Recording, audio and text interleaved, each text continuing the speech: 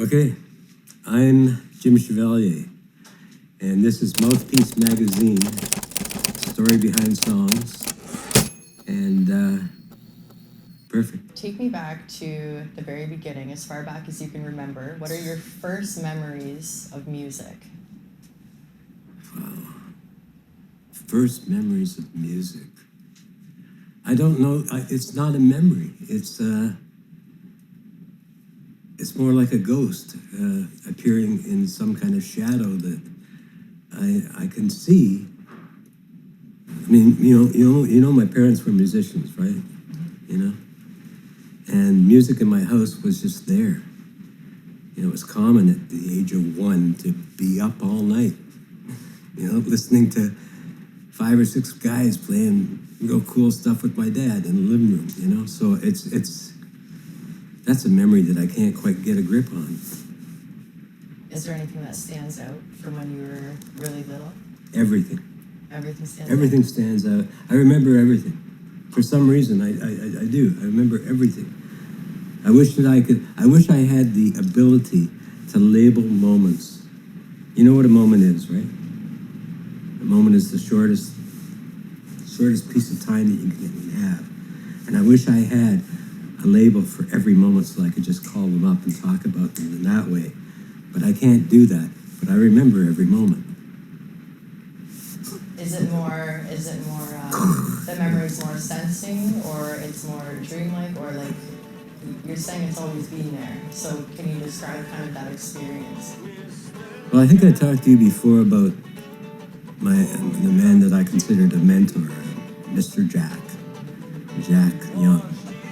And Jack, just an incredible man. But at one point, when Jack was in his late 70s, I bought him a lighter and had his name transcribed on it. Because Jack always, if I get talking too much about Jack, I can go on for hours about him, because he was a wonderful, wonderful human being with the most brilliant mind.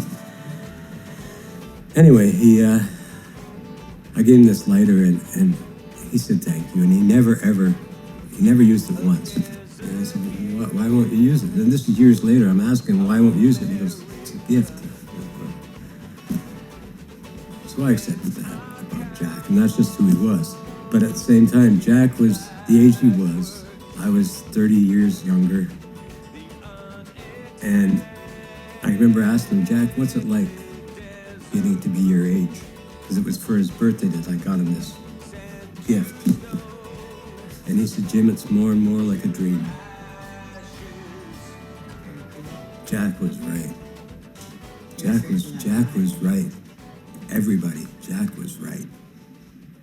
So how old were you when you played your first show? What do you consider a show? I mean, now people call 3 gigs a tour. You know, what do you... So I would say first show is a venue that's outside of your place with more than just your family watching you. Well, that was okay. That was probably on a bale of hay at the Wyoming Fair. Just myself, a cheap Silvertone electric guitar, a little amplifier, and I did Kansas City. And how old were you? Probably 12, 13. That's great. So I want to move. What a geek! You should have seen me, man. Anyway, sorry. No, that's great. You're there in your mind. Oh, I'm there. Yeah. So I do want to talk a little bit about the Sarnia music scene when you were growing up. So just talk about some of the venues and the bands that stood out to you, and we'll go maybe high school age. Ah, geez. This was such a different city then. Like Front Street was really different. There was, you can see it from here, but down where Ferry Dock Hill is, there was a little club called something like the Peppermint Lounge or something, or the Twist Lounge or something like that. And I can remember riding down there on my bicycle, because we just lived on Brock, and watching bands through, watching the people dance and people drinking. I was just a kid and stuff. There's a local band called the Classics, the Blue Echoes, and these were guys that were like late teenage years and early 20s. And like I'm 10, 11, 12 on my bicycle riding around downtown. I'm a downtown kid, you know? But on a bigger level, something else was happening that none of us really knew was happening. And all of a sudden, out of Britain came the Beatles. And that changed everything. And when I was 11, that's when I started playing guitar. There was a guy in my grade 6 class, and I give him all of the credit because he certainly deserves it. And his name was Ron Nielsen. Ron was a great guitar player and a great musician, and probably the best ears that I've ever seen on any human being. And a real clown, a maniac. And in grade 6, we became friends. One of those times when, you know, you do like have a class party or something, and he was playing, and I noticed afterwards that there were girls talking to him. And something about that just made me go, wow, that's something. I was 11 at this point. Anathema when it came to the opposite sex. Nobody wanted to be near me. It hit me that somehow the two came together, that there were girls and there was guitars. And that somehow that those two things matched in some kind of way. And Ron said, man, why don't you play guitar? Your parents, you know, you got guitars all over the house. And I don't know. So he said, well, let me show you something. I said, okay. And I wanted to. And he taught me this thing. Is that guitar functioning? Yeah, it might be slightly out of tune. No, I don't care. He showed me how to play this. Now you gotta remember, this is, you know, early on. And Ron would do all the fancy stuff over top of it. You know, I did that for like a year and a half. I got really good at it. And that was the beginning for me. Ron and I started, you know, we played a couple school events and stuff. And then my dad came home one day and said, Jim, would you like to be in a band? And I went, yeah. And he went, well, there's this kid that came, and my dad was a guitar teacher at the Academy of Music. He taught 260 people a week. Wow. Insane. That's huge. The golden era of guitar teaching. Anyway, so he's teaching all these kids how to play Beatles songs, basically. Because that was the deal. And the one thing I could do was just let my hair grow. You know, I couldn't do much else, but I could let my hair grow. So what is it about music versus the other arts? A lot of people that I talk to when they get into songwriting, it's spiritual for them, but I'm interested in your perspective. What is it about music that separates it from the other arts? Oh, God. Everything. I know it's a big question. I'm asking Oh, you to dig deep. It's huge. Yeah. It's huge. And when I say everything about music, it separates it. I mean everything. There are likenings in music that you find in other arts, like painting has rhythm, to me. You know, but then there's that. You see that the subjective element. What is it to you? Yeah. What is it to me? What is it to you? You know, like. What is it to you? It's the only way I know how to talk. The only way I know how to sing or think or do anything. And that's a bit melodramatic, I suppose, but so. You need to. You need to play. I need to play. I need to make some kind. I don't need to play. I need to make noises and sounds that I think are fun and enjoyable. I've gotten past the age of. I don't care about playing like anybody else. I don't care about trends. I don't care about any of it. I don't care. That's too light. That's too heavy. I don't care about any of that. But I want to make you feel something.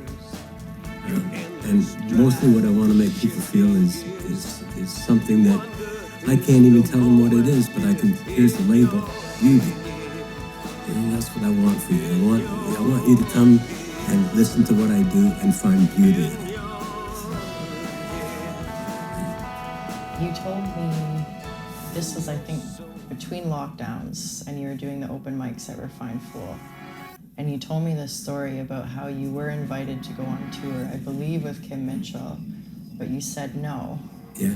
And I wanted you to talk a little bit about why you said no and what you were doing instead with sound. Well, I mean, really, it was quite silly, and I should have went.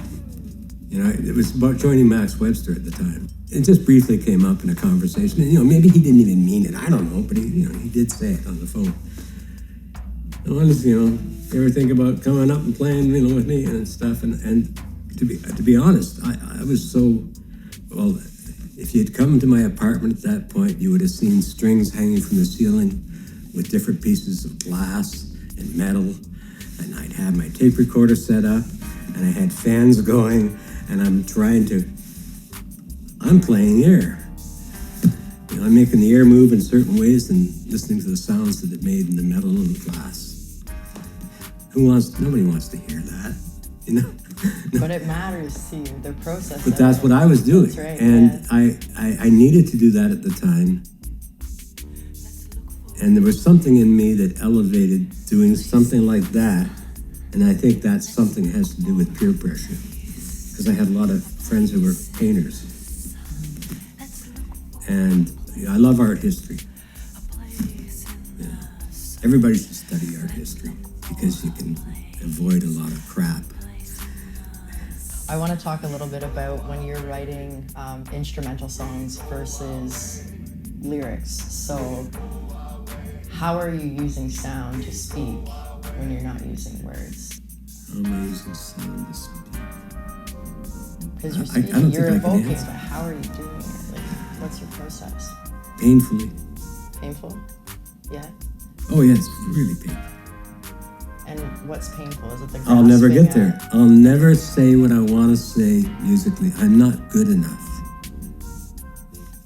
It's that simple. There was a time when I would sit and practice, and my hero was John McLaughlin, and he could play like, wow, and I could, I was going to get there. And then that all shifted, and there were things I'd rather say than do. It's so hard to say things properly. What advice do you have for people who are just starting out in songwriting? Keep going. Just, don't stop. It'll become a habit. I write every morning. And you go to the cemetery. Well, when I have my car and so on, I go to the cemetery. I like sitting in the cemetery. It's a great place. There's people walking every day, and they go through there, and a lot of them look at me and smile and wave, and there he is, And I love that. It's a great sense of macabre community. What is it about the cemetery that you like so I got much? friends there. Yeah. Talk to the ancestors. My mom and dad are there. influences. Yeah. My brother's there. Now, my other brother's over there in the river, but I got a brother in the cemetery too. I got a sister there. So yeah. Where I usually, when I first go into the cemetery in the morning, there's a spot I park, and it has a tombstone of a friend of mine. And I carried his casket, and he's a dear friend that he died of an overdose in Bangkok. And brilliant guy, maniac, beautiful, wonderful painter, and could make me laugh. But anyway. So let's go now into some more current projects. So you're currently playing with Almost Floating. So I was going through the Trio album recently. I like that album. I like that album a lot. Full of Holes and Whip It Out really stuck out to me. Whip It Out. Yeah, but let's talk about Full of Holes first. Okay. So you start with Strange the World of Human Beings. Yeah. It's been an ongoing concept. Well, it's just a fact. Yeah. Strange the world of human beings. Yeah, so can you walk us through some of the lyrics in Full of Holes and just kind of explain what you're talking about in that song and what you're trying to say? tremendous sadness. A good portion of my songs are born out of real sadness. That things are the way they are, that people act the way they act, and that I've been part of it. I've hurt people. Strange the world of human beings. Strange the things we treasure so. You know, you can't take that car with you. You can't take any of it with you. But the things that mean the most are the things that we so often ignore. And the bridge of that song says, one man rules another man, one class over another. That says it all. And just that kind of model should never be. Is full of holes. It's full of holes. Mm-hmm. Yeah. That's a great song. And that, I used to play with that. I wrote it when I was, I had a band called the Sonic Variety Show. It was a 3-piece band with Sam, my keyboard player now, she was on keyboards, and Monica, a girl I know, was on violin. And we did a year at Ups and Downs on Sundays. And it was great doing it. We did a lot of neat music, and I think it was really fun. Let's talk about Whip It Out. Can you do... Boom, chaka, chaka. Yeah, I mean, I grew up doing that. That's the same thing, you know. My favorite album when I was like 8, 9, 10, and there was Ella Fitzgerald. I loved it. Alive in Berlin. Cat Meets Chick, a trio of, and there were people scatting and stuff, you know. My parents listened to this kind of stuff. My mother could do a lot of that stuff. So it was nothing to walk through from the kitchen to the front door and past my sister who went by and go, doobie up and doobie up, doobie, and, you know, like it was just nothing to that. That was just what we did. That was a part of our fooling around and having fun with each other and stuff. So that's what that was. Because Whip It Out, the concept of Whip It Out came from a Frank Zappa conversation. Frank was auditioning Ian Underwood, a great multi-instrumentalist. Ian Underwood, him and his wife Ruth Underwood played with Zappa. And Ian was auditioning, and Frank said, well, what can you do that's fantastic? So Ian goes crazy. You know, it's like doing like, you know, stuff. And that was called Whipping It Out. Because Ian first answers Frank and goes, well, I play an alto saxophone. And Frank goes, well, whip it out. Whipping it out is really about living. And it's about expressing yourself, and it's about being open and kind, and it's all about good stuff. Whip It Out's a nice, fun song. You know, a dog whipped down is a frightened creature, like a man without a name. You can't find love in a double feature if the film is just a game. Whip it out. You know, it's... What about Crazy Girl? Crazy Girl, that's... Who is it about? Is it about one girl, or is it a concept? It's about me. It's about you. Okay. And it's autobiographical. And I didn't tell anybody for the longest time. And I had a lot of different people say to me, am I the crazy girl? You know? And I understand why, and those people were around at the writing of it and so on. But no, it was autobiographical. So did you choose Girl to kind of bamboozle your listeners so that they didn't put it back to you? A little bit of that, yeah, a little bit of that. I was hiding, and you know, displaying my feminine side in a way, and I have one, and I'm probably most proud at most times of my feminine side. But what is it about the feminine that you're more drawn to, I guess, is maybe a way of... An image of gentleness. There just is inherently a sort of softness about women that men don't have. Well, some men do. But it's very, very, very rare, you know? I want you to talk to me about your philosophy on life, just being human. What is, not the point, not the, you know, I don't expect you to have the answer, but in your opinion, what is the purpose of it all? What are we doing here? Glorify God. Can you expand on that a little bit?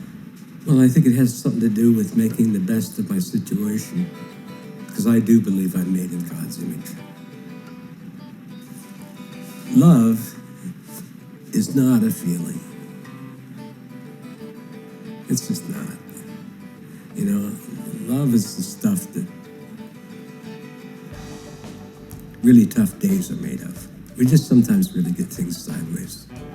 And to me, love is something outside of ourselves and it's inside of ourselves. Love transitions all transitions.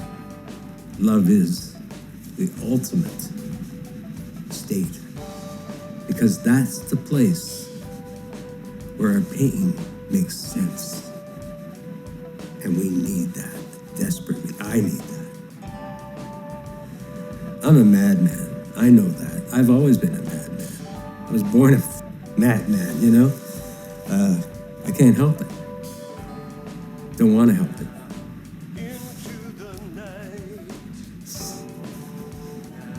I've been a crier my whole life. It used to really bother me, you know. I'd be at someone's house and, you know, there'd be a McDonald's commercial come on the TV and I'd be sitting there going, you know. and someone would comment or something. But I stopped caring.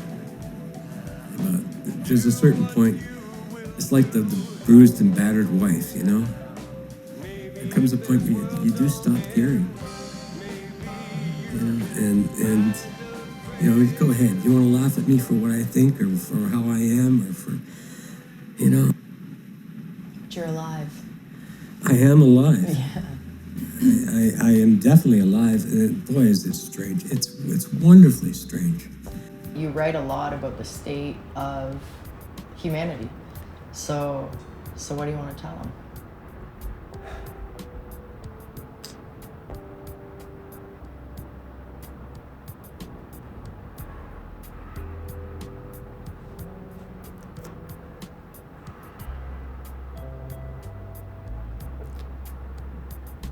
You know that song that ends with, and the greatest thing is to love and just be loved in return? You know, what's that name of that song? It's a Nat King Cole song. Nature Boy. Yes, Nature Boy. My mom used to sing it to me all the time when I was a little boy. Yeah. There once was a boy, a strange, curious boy. Yeah. Yeah. What I want can't. I can't give it to anybody.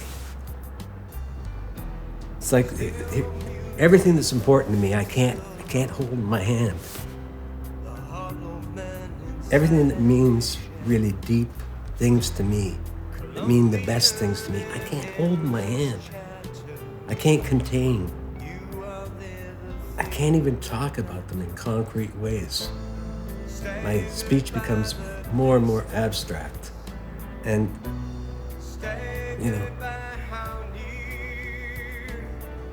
So would you tell me the story behind the name, Almost Floating? Almost Floating is one of the few things, the name itself, that I feel best about in my life. Because I do think it's a great name. And in fact, shortly after we did our first gig, I was at that store in the corner of Wellington and East getting something, and this guy came in, and he was, you know, much younger than I am, but he came in, he came up and says, "Jim?" And I said, "Yeah." And he goes, "Almost Floating. I love that name." And that made me feel great. But Almost Floating is, you know, almost drowning. Yeah. Almost floating. You're not floating. Almost. And that's me. That's really me. I'm good that way. I'm almost floating. Someday I'll be floating.